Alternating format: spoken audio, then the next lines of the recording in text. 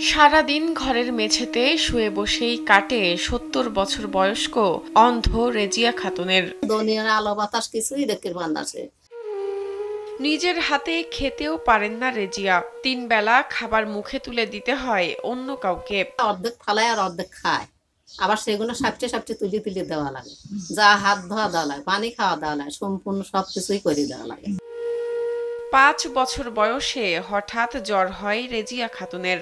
চিকিৎসা পেয়ে জ্বর কিছুদিনের মধ্যে সেরে গেলেও হারিয়ে যায় রেজিয়ার দৃষ্টিশক্তি। ৫ বছর বয়সের থেকে সে অন্ধ অবস্থায় বিয়ে হয়েছিল, কিন্তু ২ বছর সংসার করার পর আর সে রাখে নাই। অন্ধ বলে বিয়ে হচ্ছিল না রেজিয়ার।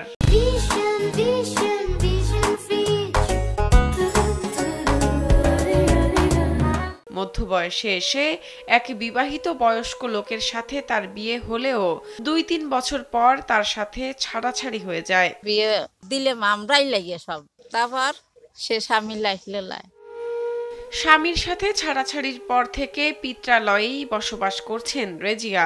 এক সময় হেঁটে চলে খেতে পারলেও বছর ৩ আগে পড়ে গিয়ে কোমর ভেঙে যায় তার। সেই থেকে শয্যাশায়ী রেজিয়া।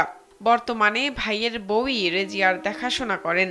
আমার স্বামীও মরে গেছে, এই বিচারা আমার কাছেই থাকে, নাদা বাড়া খাওয়াইনি দানে সবকিছু আমিই করি।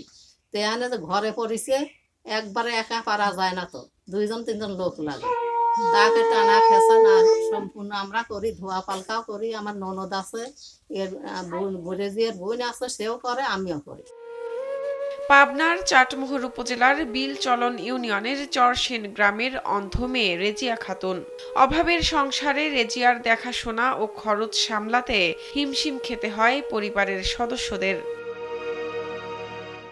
রেজিয়ার দেখাশোনার জন্য গ্রামের এক যুবক মাসিক ৩,০০০ টাকা সহায়তা করেন রেজিয়াকে, তবে তা মোটেই যথেষ্ট নয়।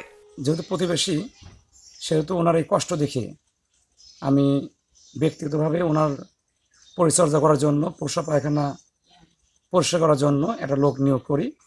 তাকে প্রতি মাসে ৩,০০০ টাকা করে দিই, কিন্তু তার এতে হয় না আসলে। সমাজের বিত্তবানরা রেজিয়ার প্রতি সাহায্যের হাত বাড়িয়ে দেবেন, এমনটাই প্রত্যাশা পাড়া প্রতিবেশীদের। শাহনাজ পারভিন, কালবেলা।